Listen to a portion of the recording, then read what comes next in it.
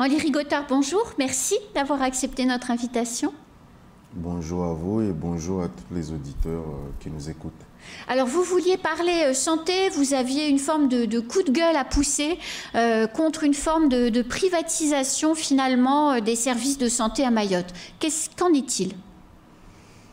En fait, lorsqu'on parle dans les autres DOM, lorsqu'on parle de plateaux techniques et des spécialités qu'on peut avoir dans les hôpitaux, nous, on parlera plutôt d'un plateau technique en fait mis en place pour ralentir ou même étouffer les projets. Un plateau technique qui est nourri par l'ARS et qui est entretenu et qui est piloté aussi par l'ARS, parce que depuis que l'ARS est là... L'ARS de plein exercice. Voilà. Nous n'avons pas avancé sur les gros points, mais par contre, tous les gros points dont nous avons déjà pris de l'avance, nous avons ralenti ou ils ont été étouffés. Alors, il y a deux sujets notamment qu'on va aborder. Le premier, peut-être le plus simple pour la population, c'est la pharmacie de l'hôpital. Par exemple, on va prendre pour exemple la pharmacie de l'hôpital. Ça fait quelques années qu'ils sont en train de fermer le service de la pharmacie dans les dispensaires, puis dans les secteurs, puis maintenant dans l'hôpital même. C'est-à-dire on est en train d'envoyer la pharmacie dans le privé. Mais ce qu'il faut savoir, c'est que en temps normal, si on était dans un territoire où tout fonctionnait correctement, effectivement, il y a une grande partie des tâches qui sont censées être faites par les officines. Oui. Mais aujourd'hui, le cas actuel de Mayotte ne le permet pas. Alors, quelles seraient les conséquences? Tout simplement, oui. Parce qu'au jour d'aujourd'hui, lorsqu'un malade vient au CHM, oui. Quand il ne peut pas payer son traitement, eh ben, il y a des aides.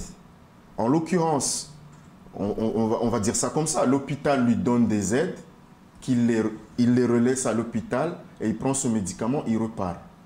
Mais là, ce qui va se passer, c'est que les malades vont être adressés dans le privé. Oui. Déjà, il faut tenir compte qu'il n'y a pas l'AME.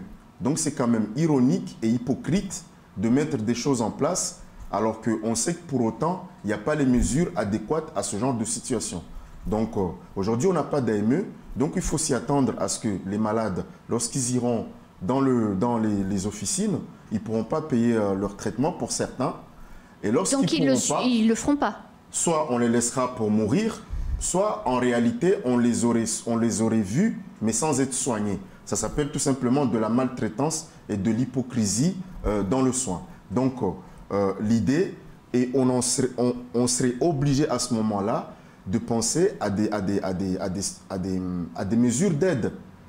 Et c'est là où c'est complètement inimaginable, c'est qu'en fait, l'hôpital va devoir donner des aides à des personnes qui sont venues pour être consultées à l'hôpital pour qu'ils aillent donner ces aides-là aux pharmacies, à des pharmacies privées. Mais la seule différence, c'est qu'au jour d'aujourd'hui, actuellement, lorsqu'on aide, l'argent, reste à l'hôpital. Est investi à l'hôpital. Demain, quand on va donner cet argent, parce qu'on va le faire, parce que l'État n'a jamais prévu un budget pour les non-assurés sociaux. Donc, de toute façon, ça va être les assurés sociaux qui vont payer ces aides-là. Et ça, c'est un fait, c'est comme ça. Mais la seule différence, c'est que ces aides-là ne sont pas certains de rester sur le territoire et notamment d'investir, mais ils vont partir, ce qui est tout à fait normal aussi. Alors, le second sujet sur lequel vous êtes particulièrement mécontent, c'est la prise en charge de la psychiatrie. Depuis quelques semaines, il y a 2 centres de psychiatrie qui viennent de s'ouvrir. Un premier qui a été confié à Mlési Mahorais et puis un second qui a été confié vendredi à l'association départementale des pupilles de l'enseignement public qui va gérer une 15aine de places pour des personnes souffrant de troubles psychiatriques relevant de l'ASE. Et celui de Mlési Mahorais, effectivement, c'est pour la prise en charge des troubles psychiatriques des jeunes. Déjà là, il y a deux chemins complètement à traiter séparément. D'accord, pourquoi Quand on parle de l'ASE, On parle des missions régaliennes du conseil départemental et ils sont pleinement dans leur mission. D'accord. Il ne faut pas confondre aussi tout ce qui serait mis, ni même mettre des barrières sur tout ce qui serait mis en dehors du public, c'est-à-dire en dehors, comment dire, de l'hôpital, pour la prise en charge des malades. La question n'est pas là. D'accord. Donc, en fait, votre problème, c'est pas que ce sont des privés ou des structures qui prennent en charge une partie du suivi médical, c'est à qui on le confie. Non, c'est à qui et dans quel objectif. Oui. Et en même temps, pourquoi déshabiller Jacques pour aller habiller Paul? Alors, expliquez-nous ce qu'il en est. Aujourd'hui, quand vous nous parlez de ce qui est mis en place par le conseil départemental dans le sud, ben, bravo. Je rappelle juste que tout ce qui est dans le domaine social et sanitaire, le conseil départemental a une grande part de responsabilité qu'il n'a jamais assumée jusqu'à présent. Jusqu'à présent. Donc, si c'est une fenêtre parmi tant d'autres, ben, tant mieux. On ne peut qu'encourager. Bien sûr. Mais qu'ils n'oublient pas aussi la prise en charge de la vaccination sur le territoire qui est actuellement donné à l'hôpital, mais on ne connaît pas les accords qu'il y a derrière. Et on emploie les agents de l'hôpital pour ça aussi. Donc voilà, on laisse ça de côté. Après, venons à ce qui est donné aux tâches qui sont données, par exemple, aux associations. Il faut déjà partir du contexte que ça fait des années que l'intersyndicale au niveau du CHM là-bas se bat pour avoir un centre de psychiatrie dans les normes. Oui. Un établissement dans les normes. Et c'est un vrai besoin. Voilà, qui respecte la loi. C'est-à-dire, déjà, la première chose, ne pas mélanger les personnes à risque, qui doivent être dans des endroits fermés, isolés, et les personnes qui ont juste besoin de se détendre, d'être... voilà, d'une prise en charge temporaire. Voilà, qui ont un rapport aussi avec, comment dire, les liens sociaux et tout. Donc, c'est des gens qui doivent être, non pas enfermés, mais être libres. Pris en charge. Voilà, et avoir cette impression d'être libre. Voilà. Au jour d'aujourd'hui, on n'était pas en mesure de fournir ça. Oui. Donc, il a fallu réfléchir concrètement à un projet de psychiatrie. Nous avons validé le projet de psychiatrie. À l'hôpital. À l'hôpital.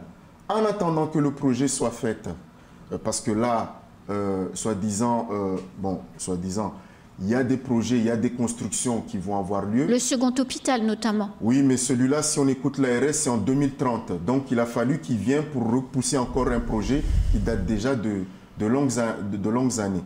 Donc, mais ça, c'est une autre parenthèse. Et nous ne sommes pas... Là, pour parler du second hôpital. Voilà, on en parlera après, justement. Et, en l'occurrence, là, si aujourd'hui on veut donner des fonctions... Ah non, finissons d'abord avec le projet de la psychiatrie à l'hôpital. Voilà. Donc, nous avons validé un projet de la psychiatrie. Il est en sommeil, vous m'avez dit. À ce jour, pour nous, il n'était pas en sommeil, mais il attendait les budgets. Les budgets pour qui on a déjà eu des avancées depuis fin de l'année dernière. D'accord. On était parti de 20 millions... On est allé à 127 000 et jusqu'à nous laisser sous-entendre qu'on serait jusqu'à 400 000, à un demi-million pour justement investir dans ces... et tout en sachant que la psychiatrie a son budget à part, qui est très très important. Donc, au jour d'aujourd'hui, on ne sait pas où ça en est avec la psychiatrie. En attendant, on avait demandé le réaménagement de Dzaoudi, l'ancien hôpital, qui aujourd'hui sert justement d'un centre de prise en charge de ces malades, justement, en attendant. Et là, vous voyez bien à Dzaoudi qu'on a des endroits fermés, mais on a aussi des endroits ouverts. Voilà. Donc, c'était pour avoir un parfum de ce qu'est vraiment la prise en charge dans ce milieu-là. Donc, nous, on est en attente, on était en attente, et on apprend du jour au lendemain que les missions de la psychiatrie, alors que nous avons voté défavorable dans les instances, parce que nous avons été visiter les lieux. Ce ne sont pas des lieux non seulement qui sont aux normes pour les... Là, vous parlez du projet de Mlési Maoré. Oui. Peu importe l'association, de toute façon, nous, c'est vraiment... Aujourd'hui, si on fait quelque chose, on le fait par objectif. Comment, aujourd'hui, on peut expliquer à la population mahoraise qu'on prend quelque chose dans un domaine, on enlève une partie de la psychiatrie du CHM au lieu de développer un service public de qualité sur le territoire. On vient à faire des conventions que nous n'avons jamais vues, les conventions. Donc, il y a de l'argent dedans. Qui paye quoi? Est-ce que ce ne serait pas notre projet de psychiatrie, notre budget qui était prévu pour construire, qui est allé financer ces associations? Peu importe, mais aujourd'hui, on devrait se poser la question déjà d'abord, dans quel objectif on donne des fonctions à une association? Moi, ma première réaction aujourd'hui, il me semble que nous avons là l'association la plus grande association de Mayotte qui est censée s'occuper de l'insertion et de la délinquance juvénile également. Oui. On devrait d'abord leur poser des questions sur les objectifs, d'abord pour lesquels on les subventionne à des millions. Oui, bah oui. À des millions. On devrait d'abord leur demander de rendre des comptes. Parce que là, ils sont en train de faire, à chaque fois, on leur donne des fonctions qui sont censées être prises par le public. Et ça, ce n'est pas normal. Donc, on devrait d'abord déjà leur poser la question et du rendu sur l'insertion, l'accompagnement. L'évaluation en réalité. Voilà. Parce que moi, je dis quand même que tout ça a un rapport avec l'insécurité actuelle et la délinquance juvénile. C'est-à-dire lorsque nous investissons beaucoup pour un seul et même association, oui. D'accord? Oui. Ça veut dire qu'on lui fait entièrement confiance et qu'il a les épaules pour ça. Donc, mais à partir de là, combien de jeunes ils ont insérés? Combien de jeunes ils ont accompagnés? Donc, en fait, on ne tient pas compte de tout ça, mais on vient encore rajouter des fonctions de troubles mentaux. Juste une entre parenthèses, hein. La plupart des jeunes qui n'ont pas été accompagnés et insérés et, aidés, tout ce qu'on veut pour leur insertion, pour qu'ils soient meilleurs, à défaut d'être meilleurs, ils sont devenus ce qu'on voit sur les routes, dans les quartiers, quand on va à Mgombani, quand on va à Dzumonye, c'est-à-dire il y a aussi ce fléau de drogue. Oui. Et donc des troubles mentaux. Donc on va donner de l'argent et des moyens à la même association qui est censée s'occuper de ces jeunes-là. Quand il faut les insérer, quand ils n'ont pas pu les insérer, ils pètent les plombs et on veut leur donner de l'argent pour qu'ils s'occupent de leur santé. Mais on se fout de la gueule de qui? Mais bien évidemment, il ne va rien y avoir de l'autre côté parce que c'est l'argent qui rapporte. Si on regarde bien les choses, il ne s'agit que d'argent. Donc la prise en charge et l'insertion, ils ont plutôt intérêt à ne rien faire pour que les jeunes finissent dans la rue et pètent les plombs. Et après, à ce moment-là, mais dans les faits, si ça fonctionne comme ça, au bout d'un moment, on est dans le corner, ça ne fonctionnera plus. Si on revient sur le système psychiatrique à l'hôpital, vous en êtes tout de ce projet que vous avez monté, des travaux que vous devez faire et finalement d'une offre de soins du service public en matière de psychiatrie au niveau du CHM? Écoutez, les projets, je pense que les gens, ils ont peut-être vu dans les médias ou je ne sais pas, mais l'année dernière, nous avons validé différents projets. Et notamment, la psychiatrie, ça faisait partie du projet de l'établissement. Oui. Du projet médico-soignant également. Donc, c'est un projet, normalement, comment ça se passe chez les autres ARS qui fonctionnent normalement. Un projet comme ça, il est tout de suite piloté et par l'ARS et par le conseil départemental pour l'anticipation et l'occupation.